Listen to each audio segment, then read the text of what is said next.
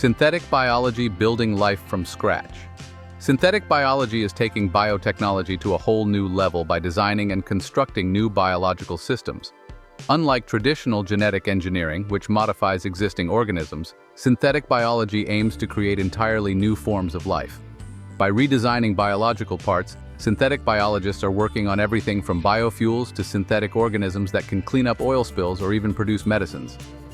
One of the most exciting applications of synthetic biology is the production of sustainable alternatives to petrochemicals. Companies are now engineering microorganisms that can produce biodegradable plastics, which could drastically reduce plastic waste. In the pharmaceutical world, synthetic biology is enabling the mass production of life-saving drugs like insulin and anti-malarial compounds at a fraction of the cost. Synthetic biology also opens up possibilities for the development of designer organisms with tailored functions, such as bacteria that can detect environmental pollutants or algae engineered to produce biofuels.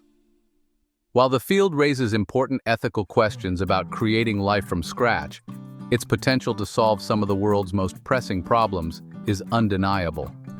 As synthetic biology evolves, we could soon live in a world where biology isn't just a science, but a platform for invention.